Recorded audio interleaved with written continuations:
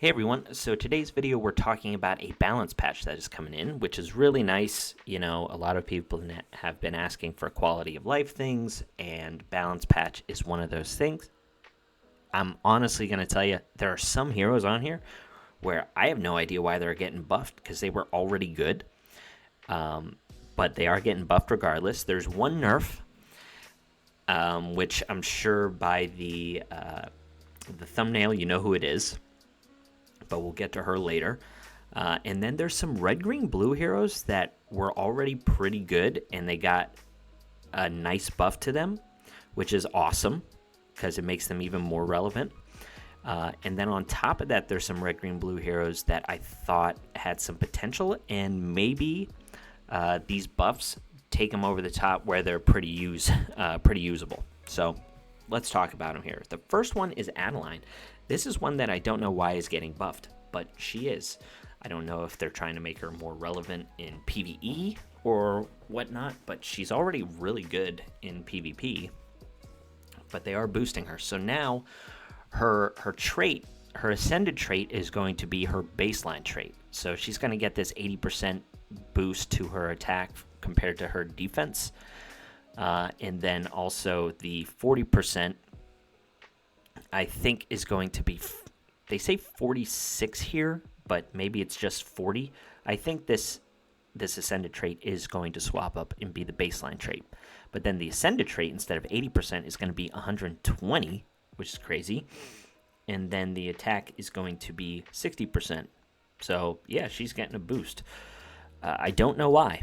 She was already really strong. I think this is going to make Alicia even more needed. So yeah, boost to Adeline. Zoltan also getting a boost. So if you don't have an ascended Zoltan, even A1, I think he's been mid-tier light and dark legendary. If he's ascended 2, he becomes amazing. But one of the issues with him not being ascended 2 is he doesn't have any kind of sustain. But now they're actually adding some lifesteal onto his counterattack, which is awesome. So A0 and A1 Zoltans, I think, are going to be really relevant. So his S2, whenever he counterattacks, he's going to recover 20% of his health. This is a big boost to Zoltan. This is another one that I really didn't think needed something. He was already strong, but this is going to put him, you know, in a really nice tier now. I think he gets a big buff. Holy Armor Virgil, another one that needed a buff, but I don't know if it's enough. We're going to see here. So his base trait is going to go up from what he recovers his health on, is going to be equal to 50%. So very similar to his ascended trait. So this is going from 35 to 50%, and then his ascended trait is he's going to get attack up 2 for a turn.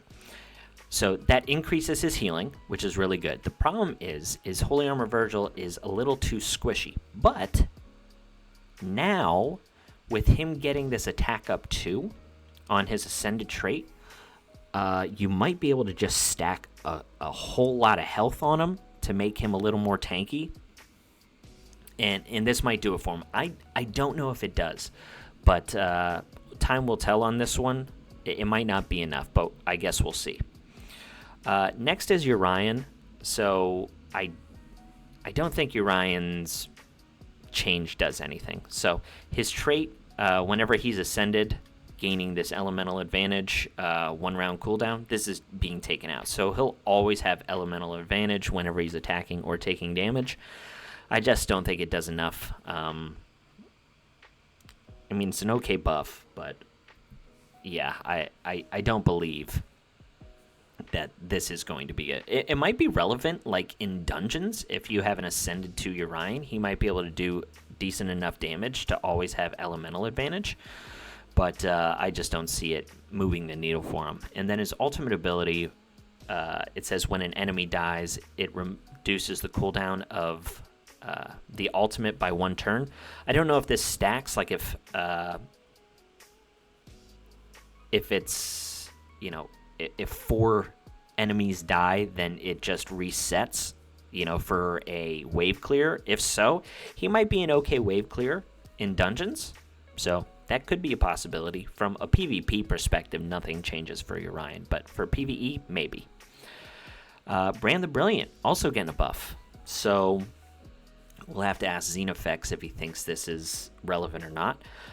So the trait here, his invincibility will be unremovable. So that's kind of cool. You won't be able to remove it with, you know, some kind of removable effect. I'm interested to know if it will put it up if there's no positive effects on, because sometimes that's a little weird with unremovable effects. Sometimes no positive effects doesn't affect it, but we'll have to wait and see. So that's a nice little buff. Again, I don't know if it matters. And then his ultimate ability, I think this is a big one. His cooldown goes from 4 to 3. So he has this rage mechanic where he grants himself bonus turns.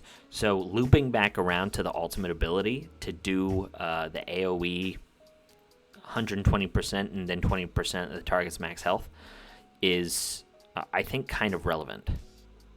So I think this is the bigger change, but again, I don't know if it's going to move the needle at all in PvP, but it could have some relevance in PvP, you know, for like Void Tower Mythic and things like that, just to speed up your runs. Okay, next is Dark Orax. So the translation on this, I think is not correct, because the first line of text here talks about a trait, but I think it's talking about either the special or the basic ability. I believe it's the basic ability. So it says add a 30% probability of applying silence to the target for 1 turn. So I do believe the basic ability will get a 30% chance to add silence. This is a nice change, because after you use the ultimate for Corrupt Orax, it doesn't really make a difference. But anyway, that's what we're doing. The trait also gets a buff. So this goes from 8% to 12%, which is a nice boost. And then he has an ascended trait, which, man, this is pretty big. So right now, if the character's health is below 50%, it deals true damage equal to 16%. So if his health is less than half, it's going to do 24%. Like a quarter of the enemy's health. That's a big buff. So A2 Corrupt Orax, yeah, gonna be pretty strong. That's pretty cool. Dark Nick also now gets a really interesting buff. So the first thing, it says enters Dark Avatar state under 50% health. The translation here is interesting. It says removes transformation restrictions. And then it says regardless of whether you are controlled or not, when the skill that reduces your current health is less than 50% ends, you will immediately enter the dark state. I don't know what this means. It's just confusing. So I think we're just going to have to wait and see when this comes out. I'm sorry that I can't figure out the translation here. But the S1 and the S3 also get an interesting effect. So the S1 and the S3 consume 30% of Dark Nick's health. So he's going to damage himself, which is going to put him into that Dark Avatar state and just really make his effects do a lot of damage. Now, one of the things that people were able to do was they were able to not damage Dark Nick, so he was basically doing nothing. But now you can't really get around that because he's going to be damaging himself. Also, if he is in the he's in that set that allows him to counterattack, Divine set. if he counterattacks, he's going to take his health down below 50% almost immediately. So that's pretty neat. So yeah, the S1 and the S3 are going to deal him 30% damage.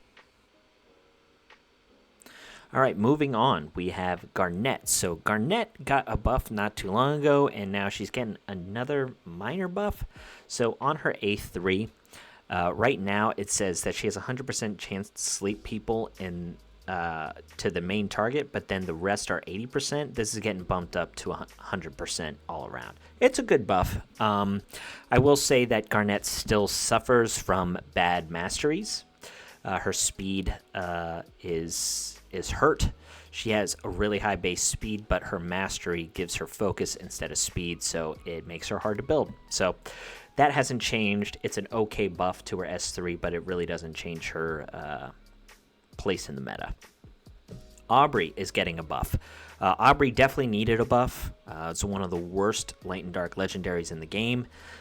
Surprisingly, because on paper, a lot of the kit seems okay, but there is some nice things happening here. So her trait is getting a buff, or his trait heals any team member under an enemy attack below 50% for 25% of their max health. This is getting bumped up to 35%. It's not really relevant, but it is a nice little boost. And then the Ascended trait, right now it says the healing, and then there's a one turn cooldown, and then it says removes a negative effect from a random team member at the start of the turn. The trait now says removes one negative effect on all teammates, so it's not random. If she's Ascended, she's removing a negative effect, just like Atara, which is really cool. It's funny that you need an A2 Ascended Light and Dark Legendary to get the same effect as a Red, Green, Blue hero, but guess what? It is what it is. So that's that. And now the big one is her special ability. It gives an extra turn immediately. This is huge because she is fast. Now she still suffers from not bad masteries, but a bad ascension. She doesn't get speed until A5, which is nuts. But she does have a high base speed, and her masteries, I believe, do give her speed. So that is good. But this bonus turn immediately, I think, is going to make Aubrey a little more playable because these buffs are big. So, yeah, I will say that I think this buff to Aubrey will make her playable. So that's pretty cool. Next up, we have Dark Dragoness Rena, who I made a video on specifically talking about how garbage she is. Let's see if this changes anything. So her shield value. This is staying the same. So she grants a shield, right? Before, it's nice sometimes with these balance patches, they actually show what the change is, like what the scaling is based off of, because right here it just says the strength scales based on the max health. Like, that's all it says, so you don't really know. But apparently the shield strength was really bad. So it goes from 15% to 50%, which is huge. And then after Awakening, the attack, which is what comes from her being ascended, goes from 30% to 50%. So it's going to be 50% of her max health and 50% of her attack power. So it's going to be a really large shield, which is nice. I don't know how much it's going to change her base trait. She probably needs to be ascended to be relevant, and even then, I don't know. It's going to just take some testing. The ascended trait is also getting a pretty big buff, where it says the resistance. It says ignore all target resistance when attacking. So when she's ascended, you don't have to build focus. So that is a huge boost. That ascended effect is nuts. So Ignoring all target resistance is pretty cool. That's the way it reads, but it does say on the original, reduce the target's resistance by 30.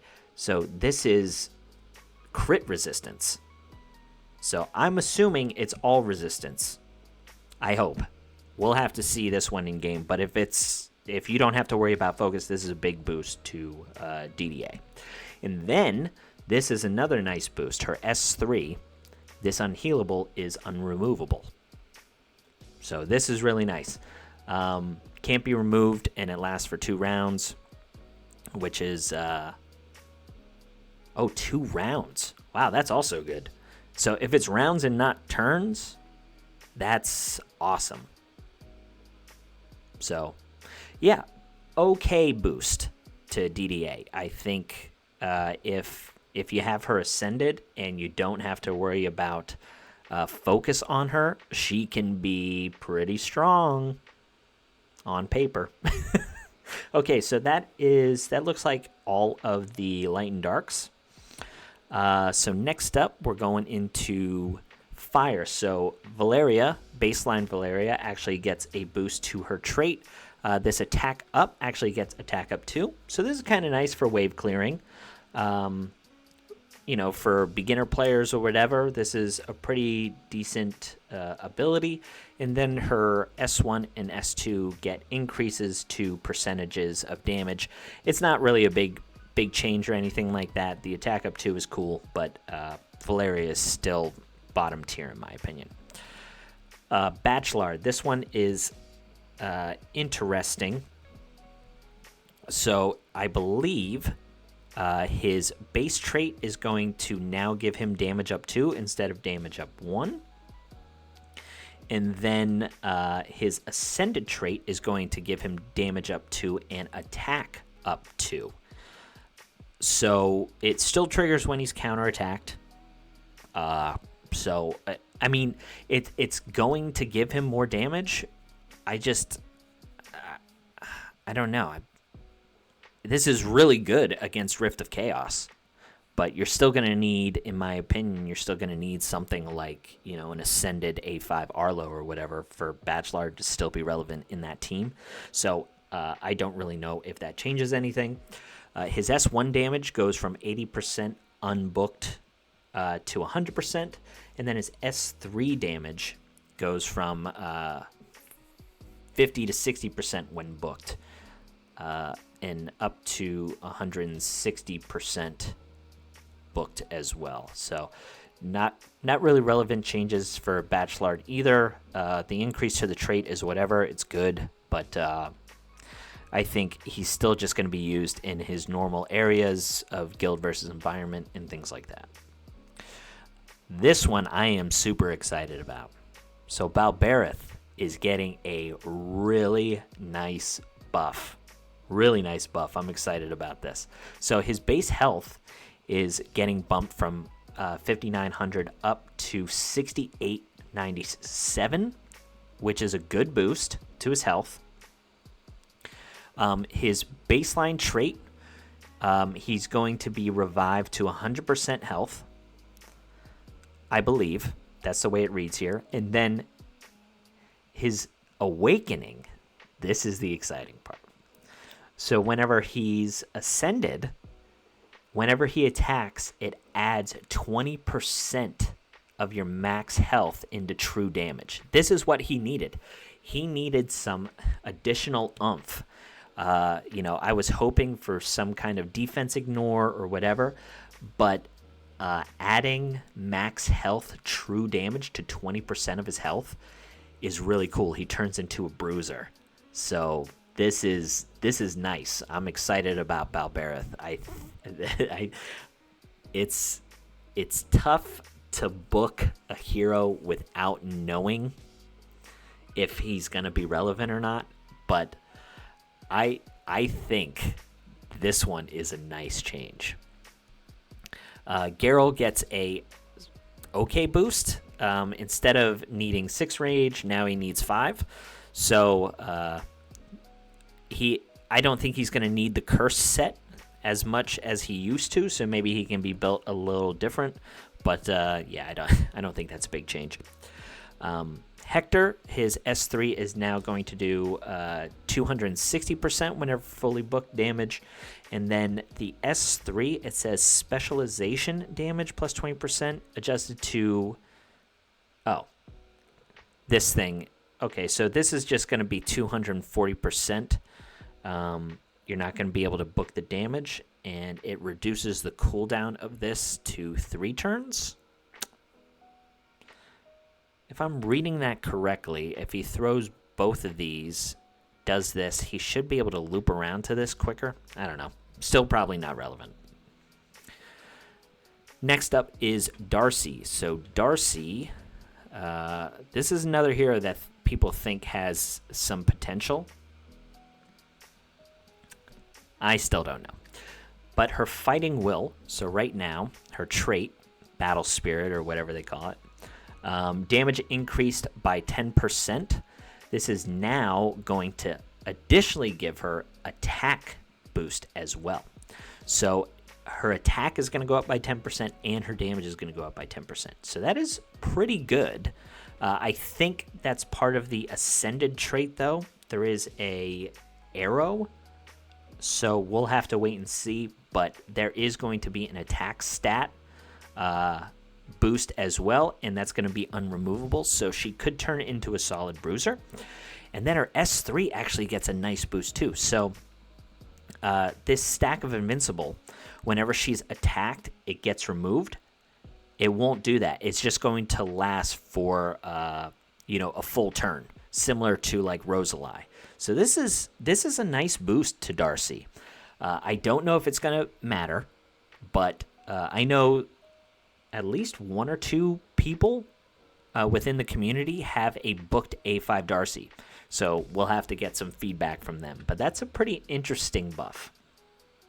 Taliesin's also getting a boost. So he has a trait skill right now. So it says... when an enemy with bleed dies, it will cause true damage to all non-boss enemies. Deals true damage. Okay.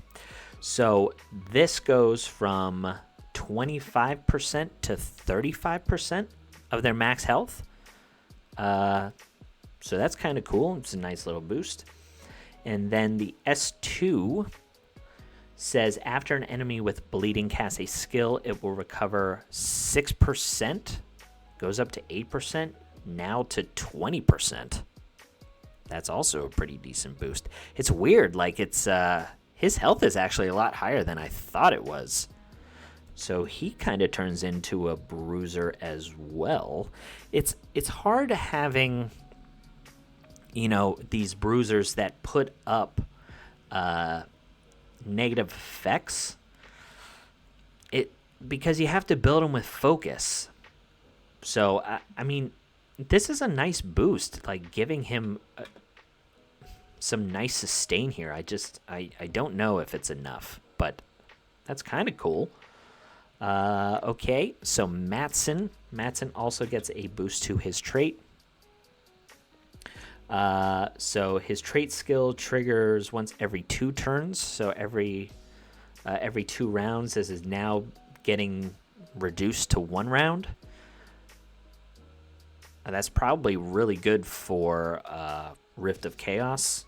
Matson was already strong, so any kind of buff to him is nice. And then his S3 damage goes up from 200% unbooked up to 240. So small little buff to Matson, but Matson was already strong in my opinion. He's just kind of a niche character, but that's nice.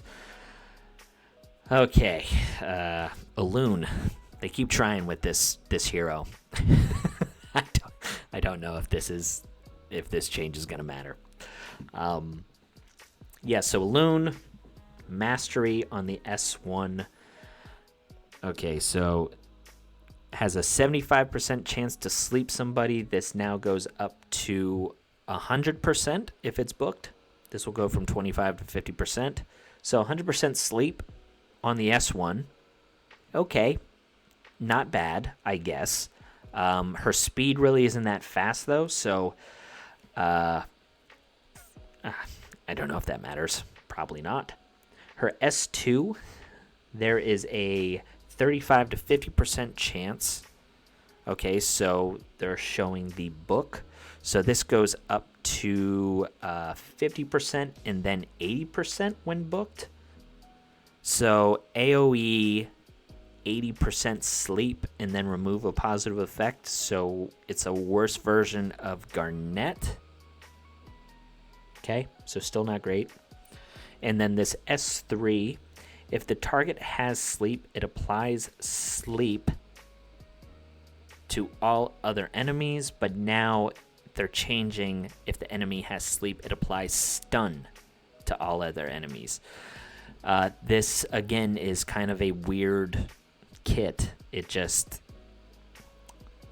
I think she's still useless. They need to just redo her, because this kit just doesn't work. So that's that. Afroween getting a boost as well. Remember, she was nerfed into Oblivion, and now they're, I guess... Ooh, okay. So this is a decent buff. She might be relevant again. So her S2 damage is going from 180 to 195. Launches a counterattack to deal 200% damage. Okay, so unbooked, this goes up to 195. And then this mastery, her damage is going to, I think the damage is going away. And this is able to trigger up to 2 times per round. This is good. This is what she needed. I think Afroween or Afroni, whatever, she's coming back into the meta. So people that have her Ascend 5 full booked, this hero is going to be good again.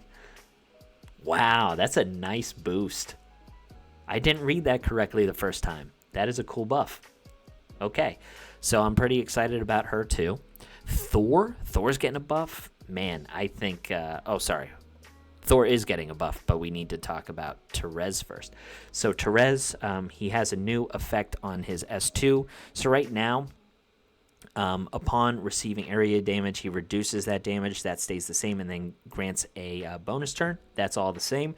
But on top of that, he is now countering with a basic ability. So this actually ties into Therese's kit a little bit. So most likely what's going to happen is whenever he gets hit with that AoE ability, it's going to be the ultimate ability of the hero that hit him. So if he survives, he's then going to counterattack and then increase the cooldown of that ultimate ability even more. And then his ultimate ability is going to do additional damage. So it's a nice boost to Therese, but I don't think it's going to matter.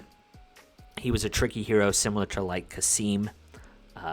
So, I mean, it's a cool buff, but I don't think it changes anything. Thor, this one I'm super excited about. So his attack is getting boosted by 100, which is nice. So 1484 to 1584. Here it's 82 though.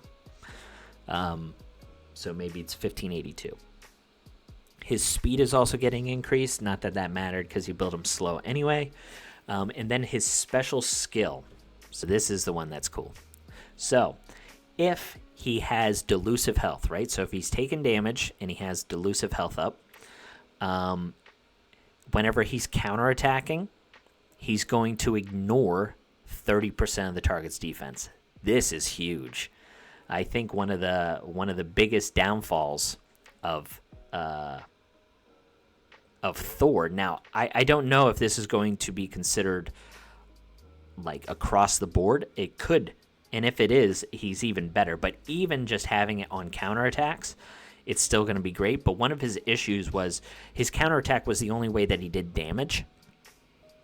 So now if you're adding even more damage to that, like as soon as he goes, Thor is going to be a menace. But if this is just a passive effect and all of his attacks, like his ultimate ability or his basic ability, ignore 30% defense, is a huge boost to Thor. So this is really great. Martome also gets a huge boost. So her base trait, is now going to have 100% chance to launch a joint attack. This is going to be amazing. Martome, I actually think, with this buff, is going to allow Huntress Freya to be a viable candidate in Rift of Chaos Fire with Aaron.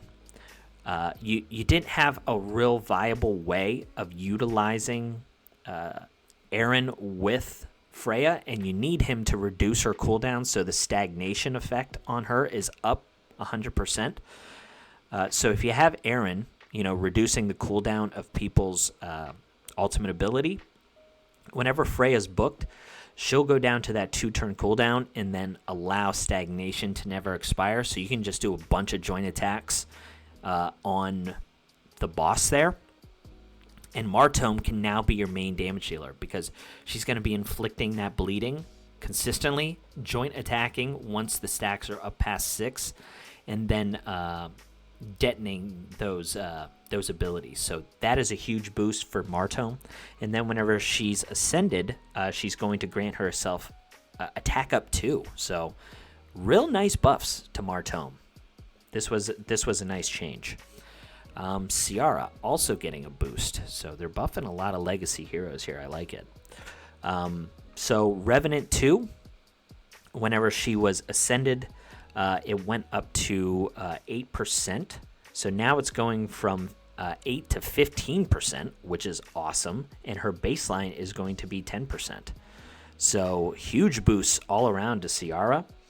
Her S1 damage goes up 100 from 100 to 120%, and then her passive ability goes from 100 to 120% as well on the base without being booked. So Ciara, nice boost. I think just a really solid character. Probably makes her viable in Ashe Magisteria again, just because she's going to be increasing her stacks by it's double. At getting 15% additional attack on top of where she was with additional damage on this, like, she has the ability to probably help clear the imps. I really like this buff. Kaysen is also getting a buff. I've trashed on this guy so much. I do think he needed a buff, and it seems like they're giving it to him. Okay, so his original trait was 5%, but now it's getting buffed to 10%. So I think he's going to be viable without needing an A5. So I think just A2 or A1 and then being booked is probably going to really help him with Ashe Magisteria. And then whenever he is A5, he will get boosted up to 20% attack per rage, which is pretty big. But it does help the normal unascended A5 case and be a little more relevant. And then his S2, so this is where a lot of his value comes in. Apparently, this damage was, it scales with the number of surviving heroes. I guess that damage used to be 20%, and now it's going to be increased by 35% per surviving enemy. So this is going to do a ton more damage. So these are nice buffs to Kaysen. He probably allows you to clear Ashe 19 and 20 with these buffs, in my opinion. Morris also getting a boost. So his attack as well is going up 100. So he'll go from 14 to 15. His Fist Seal here. Damage received increases by 3% to 5%. So, man, 5% on each stack. That is... Wow, that's really good. So from 60 to 100. And then his S1 damage is going from 80% to 100%. I don't think this is going to change, but it is a nice buff to him. I'm still wondering where he fits in, to be honest. He's got such a weird kit. All right, moving on to the Earth. So Bu Lin gets a buff as well. So Okay, let's read this. At the end of the turn, lightning shield, that stays the same. Then she converts the remaining shield, blah, blah, blah. Damage dealt is increased by 100% when affected by induction. So her new trait reads, adjusted to increase the damage by 100% when the effect is triggered on one's side. Makes no sense. I don't know what this is. We'll have to wait until the trait is actually released in game. I can't decipher that, but Bulin is getting a buff. I just don't know what it is. Avera also getting a buff. So her trait right now grants this artillery support whenever she reaches full rage, which is capped at 4.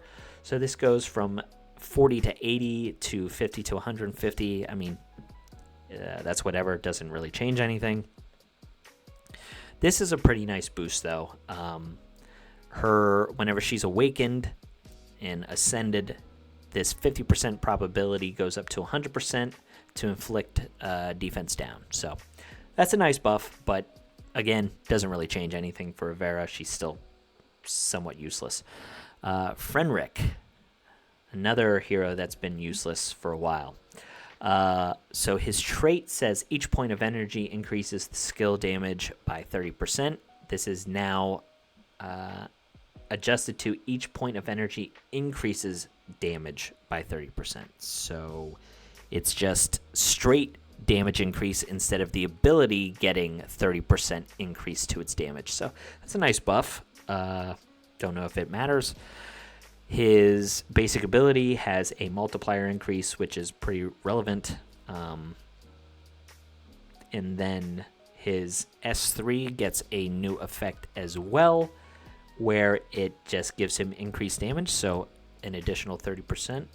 Again, I don't know what this does. Maybe a guild boss hero. Maybe they're figuring he's a replacement for Jacob or an upgrade with Jacob, him and Fahim. I don't know. Just thinking here. Jerome. This is another hero. Like, they're buffing Jerome. Jerome's amazing. I'm not objecting, but it's just odd. Jerome says, right now, instead of defense up, he'll obtain this edge, but now whenever they grant defense up or a shield, he will also get this. And he counterattacks now when somebody has a shield. So anybody in guard set that attacks Jerome, he will counterattack and heal. Again, I don't know why they're doing this, but it's a good buff. Here's another one I'm super excited about, is Donovan. So Donovan, where is he? My eyes have been open to Donovan, by the way. Machine told me that my tier list was bad because Donovan's actually really good, and I've seen him in action. He actually is pretty solid, and I'm really excited about this one. So his rage maximum, where he consumes all of it and gains a bonus turn, it goes from 5 to 4, which is pretty big. Whenever he's ascended, once he gets full rage at 4, he will reduce his cooldown, which is really nice. But now, on his special ability, this is all staying the same, but whenever he gets full rage, he actually heals himself by 30% of his max health. This is really big. So having some sustain, this is a nice bruiser hero in Donovan. Shield heroes, they're going hard at shield heroes. I don't know if this is because of people, these tank heroes like Vengeful Hassle and Shark Salandre, but it's interesting that they're going hard in the paint on the shield heroes. But yeah, I'm really excited about Donovan. Fiona is also getting a buff, but it seems pretty useless. So her shield value is going from 20% to 35. So whatever. And then before being attacked, each positive effect on her will go from 10 to 15%, and then her reduction is going up to 60%. So again, a worthless buff to Fiona, nothing changes there. Adet is getting a buff from her health is going up from 6,000 to 7,000, and her crit rate is actually going down by 2%. That really isn't a nerf, it's whatever. She is getting a boost to her ultimate ability, though. All of these negative effects, instead of being 3 turns, 2 turns, and 1 turn, is actually going to go to 3 turns for all of them. So this is a big buff for her. I think she's kind of an underrated hero. These are really relevant negative effects. And having those up for 3 turns is pretty crucial. And it plays into... her ability to deal this true damage based on negative effects. She's one of those heroes that you can build with high health and just a lot of focus and be a pretty good, control hero, because a lot of her damage just comes from negative effects. It doesn't really come from her ability to do damage. So that's pretty nice.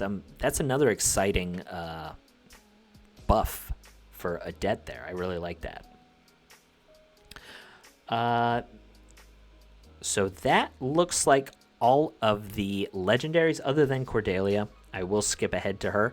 Cordelia is getting nerfed. So right now, what her trait says is when an enemy obtains a attribute improving strengthening effect, right? So anytime it gets a stat increase, she will use her ultimate ability. This is already buggy, but what's getting changed is they need to actively get this boost. So that means heroes that have passive abilities or trait abilities where, it gets put on at the start of the turn, like the stack blocks from Rosalie. Like abilities like this or the ones for Thor will not grant Cordelia the ability to trigger her ultimate. Now, I actually think this is a good nerf, right?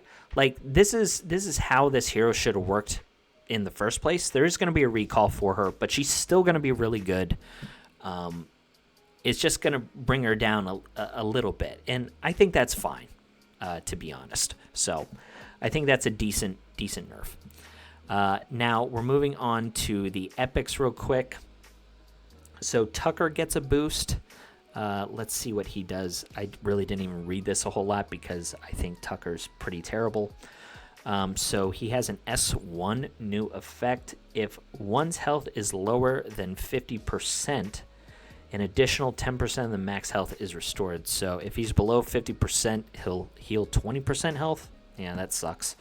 And then this reflect damage... apparently it was 25% of his own health is now boosted to 35%. But yeah, he's still garbage. Kyle is getting a buff. Kyle is someone that actually is extremely good epic, a little underrated. He's a great counter to Adeline. One of the issues with Kyle, though, is his glyphs don't give him a whole lot of speed. So even though he has one of the highest speeds in the game, he actually doesn't have the ability to outspeed people because of his glyphs. So that's a bummer. But he does have an upgrade to his trait where it says if he is in his camouflage, like chameleon shapeshifter state, if somebody dies... the cooldown of the ultimate skill is actually reduced. So that's kind of cool. Okay, so Urzag is also getting a buff. This is a new effect. It's pretty interesting. So when he's unascended, if somebody gets a positive effect, I think that's what this reads, he'll increase his speed by 30. And if he's ascended, it will be 50. So he's going to kind of jump the line. It's weird. I don't think that's going to have any relevance on him, but it's interesting. Alrighty, next up we have Crixus. So Crixus, his shield value grants a shield when shattering blow happens. His shield is going to be increased from 30% to 50%. I don't think this changes anything. And then his trait skill, the difference between speed, the speed difference apparently was 0.5%, and now it's going to 1%, but he's still useless. And that is it, guys.